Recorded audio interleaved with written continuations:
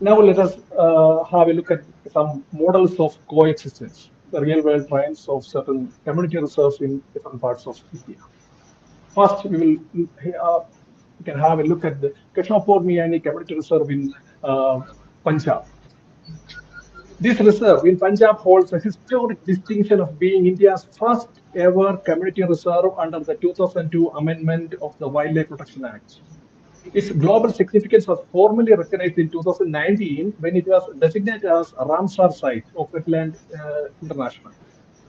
This community reserve is surrounded and managed by 5 villages in Gurdaspur district. Annually, this 850-acre sanctuary serves as a vital wintering ground for up to 25,000 migratory birds, representing over 120 different species. Beyond wildlife conservation, the marshland functions as natural kidneys, as you all know, for the region by filtering groundwater and preventing floods in a heavily industrialized landscape. Ultimately, this particular sanctuary proves that community-led management can successfully regulate local microclimates while sustaining immense biodiversity. You can have a look at the visitors of this beautiful wetlands, migratory birds. So it's a, you can see so many flyways passing through India, and it is one of the stopovers, the first few stopovers of these migratory birds. This particular landscape is a mosaic of freshwater marshes, ponds, and agricultural wetlands where locals cultivate different crops like lotus and water chestnut. The large area you can see that is and the neighboring Shalapatan wetlands are surrounded by agricultural farms, as you can see in this image. Like that, very rare birds can also be seen in this particular wetland, like the common crane. Coming to its name is common crane. Common crane. Along that, we can see a Saurus crane also in this particular wetlands. In Malayalam, we call it as Sarasa Kokku. Coming to the next community reserve, it is the Singchun Bukun Village Community Reserve in Arunachal Pradesh. This particular reserve is a premier example of a community-first conservation model. In 2017, the indigenous Bugun tribe voluntarily set aside 17 square kilometers of their own land to protect the Bugun Leocicla bird, a bird species found nowhere else on our planet. This initiative was so successful that they were honored with the India Biodiversity Award in 2018 for bridging the gap between tribal tradition and modern science. Actually, by acting as the primary custodians, the tribals have turned the area into a global destination for ecotourism, proving that protecting rare species can directly support local economy. It's the best example I can cite in India regarding ecotourism and the conservation going hand in hand. Ultimately, this reserve serves as a vital buffer zone for the Eagle Nest Wildlife Sanctuary, showing that most effective way to prevent extinction is through direct community empowerment. This is a map of the area. Nearby, you can see the Sasa Orchid Sanctuary. It is also very famous. And adjacent to that, the Eagle Nest Wildlife Sanctuary can also be seen. And this is the welcome board you can see in this community reserve. So far, the only home of Bugun Leo Cicla. Actually, this is the bird, Bugun Leo Cicla. Very beautiful in its appearance. Next, we will look into the Kokrebellu Community Reserve in Karnataka. It is a world-class example of backyard conservation, where birds are treated as family rather than mere wildlife. By voluntarily sacrificing their harvest to host nests in private gardens, villagers actually prove that emotional bonds can be more powerful than legal fences. This relationship is a perfect circular economy where the community protects the birds and in return receives nutrient-rich guano for their crops. Because adjacent to this area, so many agricultural fields are there, and they are getting this nutrient-rich guano from these birds. Though the Hijra Balaga youth group, it is called a Pelican Clan, the village has institutionalized a bottom-up model that ensures endangered species thrive without any state-imposed restrictions. It's the best example in Karnataka where the villagers are actively involving in conservation activities. We can have a look at this. Uh,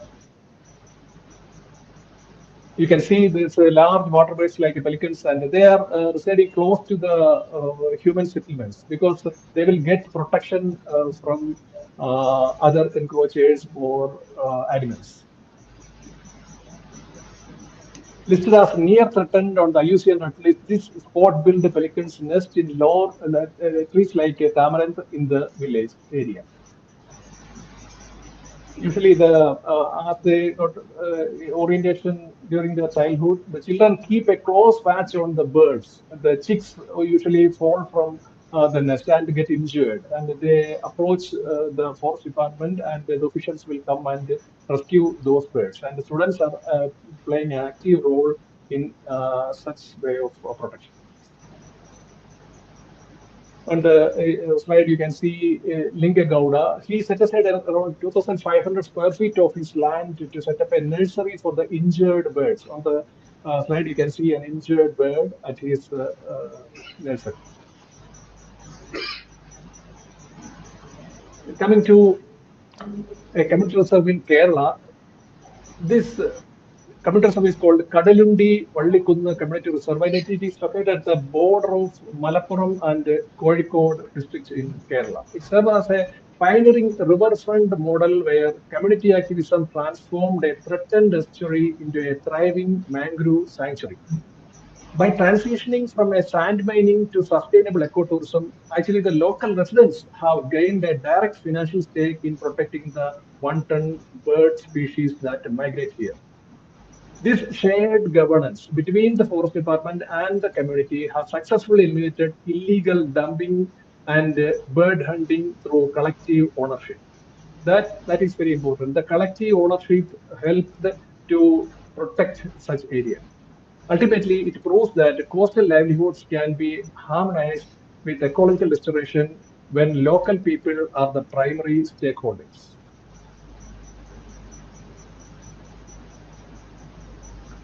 Coming to a case study from Kalajar village in Chhattisgarh, we can see that it is a very good example for the testament to the efficacy of decentralized conservation in India. Actually, in 2023, the village acquired community forest resource rights (CFRR), transitioning the Gram Sabha from passive observers to legal owners of their forest. The community actually established an independent management system that is more responsive and effective than traditional state-led conservation within the Udandi Sitanadi Tiger Reserve.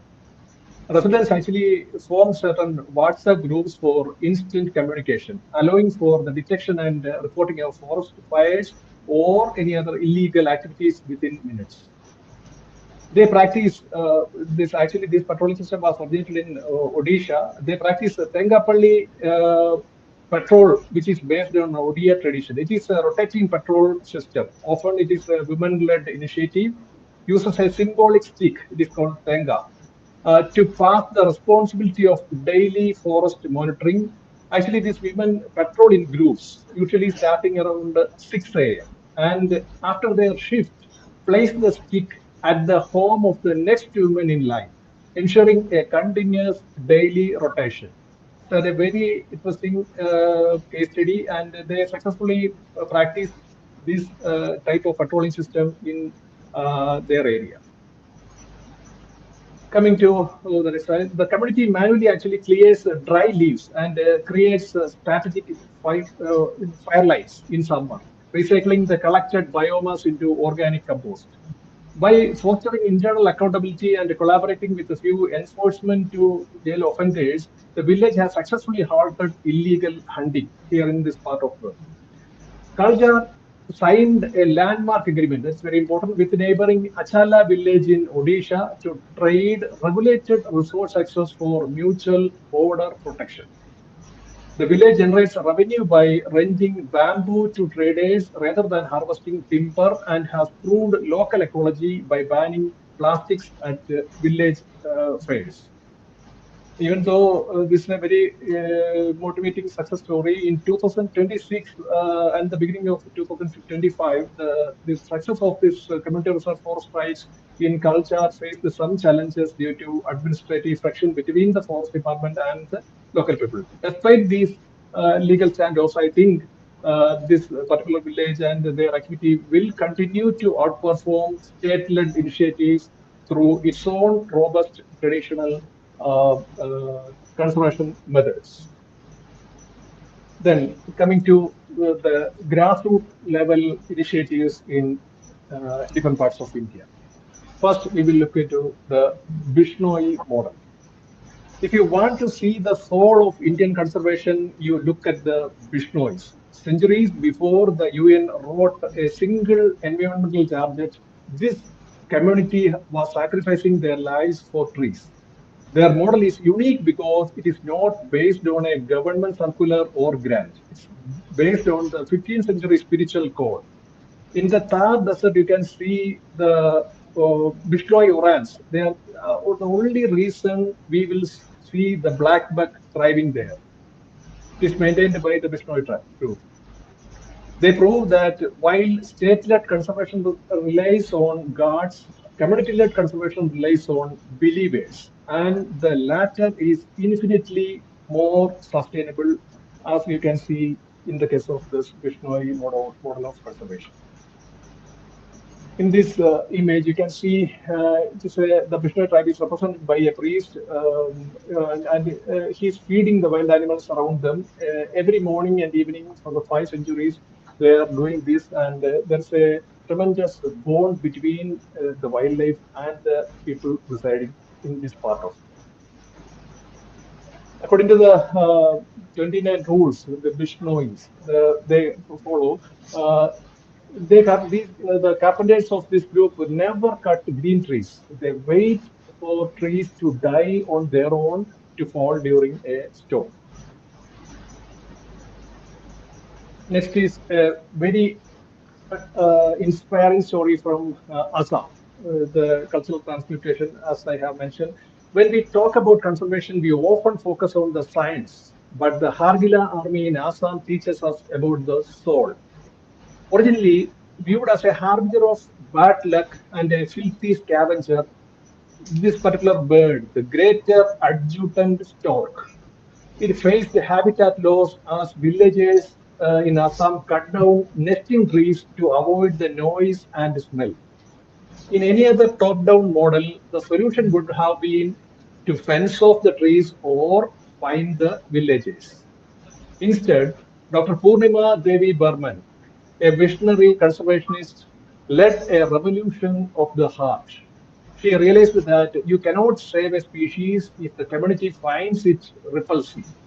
She used the cultural symbolism and she integrated the bird into the most sacred parts of Assamese life, the handloom and the folk song.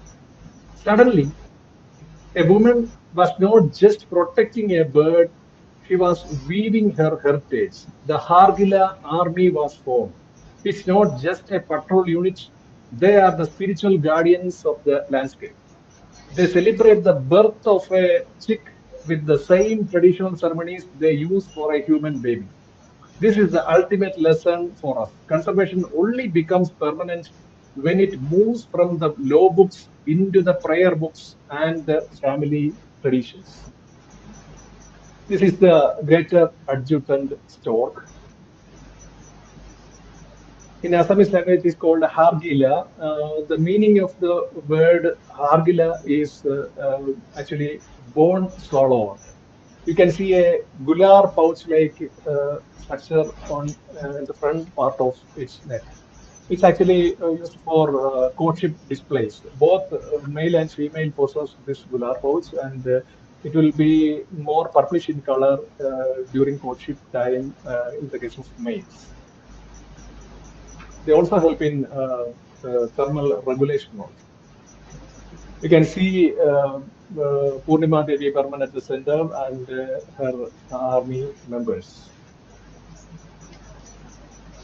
You can see, I have said that they incorporated the concept of Hagila into their handloom. And you can see saris and towels with the depictions of Hagila. Coming to my own state, Kerala. Moving to the shores of Alappuzha, we find the story of Thotapalli, a place where the dual pressures of habitat loss and mineral mining are being met by the quite steady watch of local guardians. They ensure that every turtle egg that they receive hatch it properly, and they will release them into the sea. This is the Green Roots Nature Conservation Forum in Thotapalli. Actually, it was started by a photographer and a nature enthusiast, Saji Jayamohan. Uh, this mission unfolds in Thotapalli, a region currently besieged by the dual threats of severe coastal erosion and destructive industrial black sand mining. To counter these challenges, the initiatives launched an intensive door-to-door campaign. Actually, these people residing close to the beach, they store the turtle eggs, and they use it as part of their culinary. So this group actually campaigned across around 600 households to dismantle the deep-seated medicinal myths that fueled illegal consumption of the turtle eggs. It is this Sottapalli is actually the only area in southern parts of Kerala where you can see turtle nesting. By replacing superstition with science, they successfully transformed a community of former poachers and bystanders into sophisticated human alert system. Here, one thing I have to specify that Department of Forest and Wildlife actually um, are giving incentives to informers regarding the turtle nest. Actually, these turtle they lay their eggs in the early morning, and there are so many stray dogs are there, and it's a very dead threat to the survival of these turtle eggs. So if somebody from the public inform the department regarding such a turtle nesting, they will give 1,000 rupees as incentive for that particular information. Today, as a result, we can see that there is a bond between the people and the department. This model of citizen science proves that localized knowledge is often more effective than high-end technology or top-down mandates. Ultimately, the story of Totapalli demonstrates that anyone with vigilance and a sense of ownership can become a powerful guardian of their natural heritage. In 2018, I got an opportunity to took my students to Thotapalli, and on the slide you can see Mr. Saji Jayamohan. He is a photographer and president of the Green Roots Nature Conservation Forum.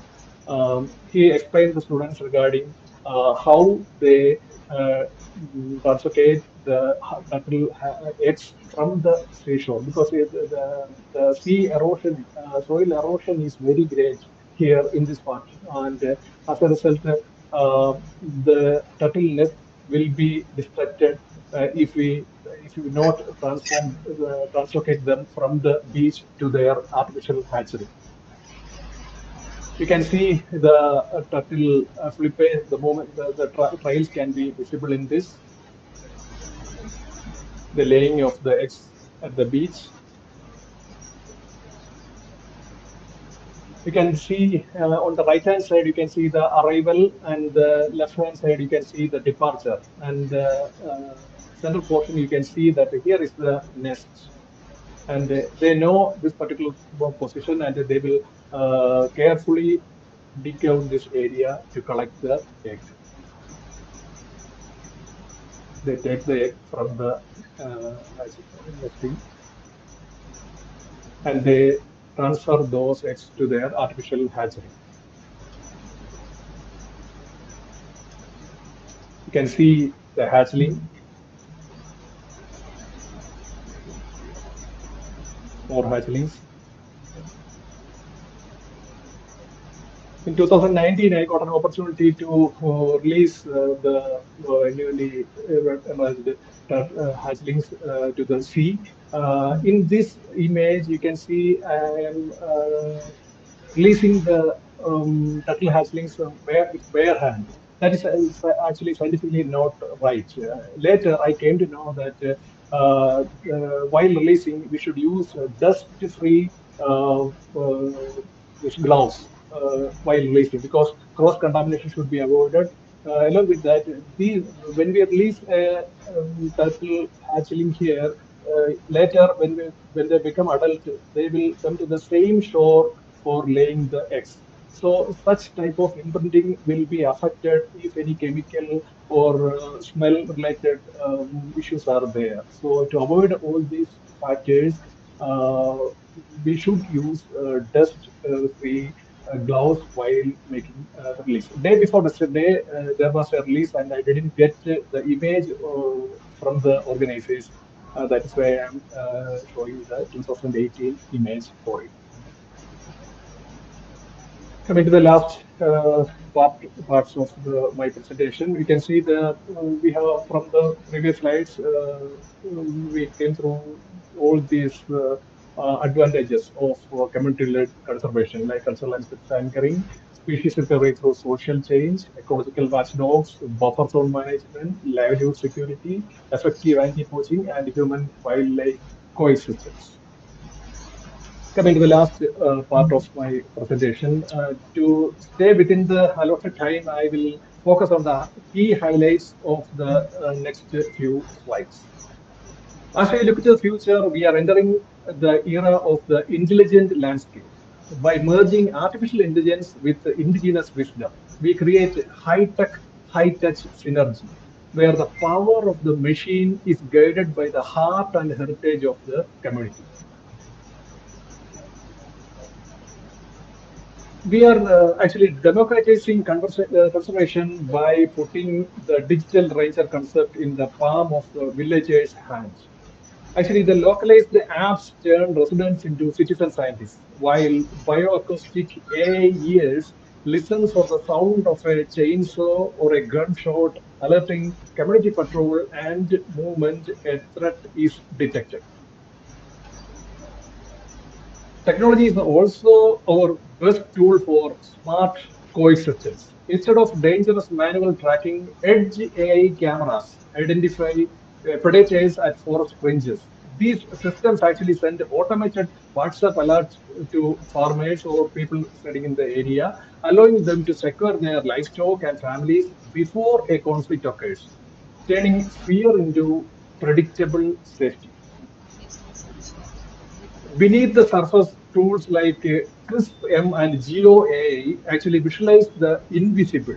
We can now simulate water flow to place check dams with scientific precision and use satellite mapping to help Gram Sabhas identify exactly which patches of degraded land have the highest potential for reforestation. Coming to the satellite and the IoT, to eliminate dead zones. Actually, there are so many dead zones in our forest areas where the coverage is very low. We are utilizing satellite IoT. Even in the deepest valleys of the northeast or the dense jungles of the middle India, nano satellites allow us to track wildlife. We can actually create a kind of virtual geofence that are invisible digital borders that trigger a village footer the moment a collared elephant approaches a settlement. This is being a zoology teacher. I am interested in very much interested in this genetic footprint. We will talk about the eDNA. Actually, we have this particular tool.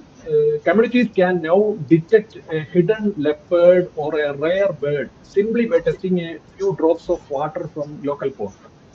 It is the ultimate non-invasive tool allowing us to monitor the health of our sacred groves without ever disturbing the sanctity of the wilderness. In conclusion, I can say that these technologies don't actually replace the community, they empower them. They prove that when we combine the latest science with the ancient stewardship, we don't just protect nature, we allow it to thrive alongside us. Can I read the last slide? We actually often hear the words mitigation and adaptation in the context of climate crisis, but these are technical reactions to a crisis. Resilience is something deeper. It is the ability to take a hit, actually during a flood, drought, or heat wave, and bounce back stronger. There lies the importance of resilience. We have to bounce back. India's communities don't manage nature like a spreadsheet. They live it as a sacred contract. When we empower these villages, as we have mentioned in the previous slides, we are not just doing conservation. We are building the most sophisticated climate defense system on our planet Earth. Thank you. And these are my Thank you. references. To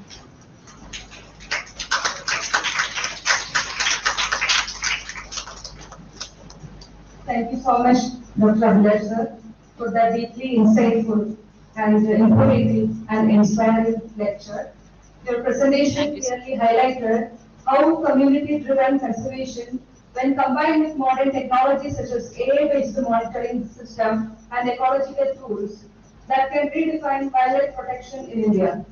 Examples of grassroots initiatives and participatory conservation models that emphasize that sustainable biodiversity conservation is more effective when local communities are empowered as ecological stewards.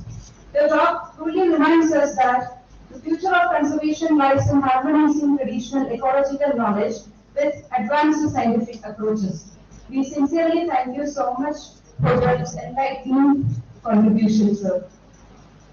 Thank you, sir. Thank you. Now, I would like to invite Chair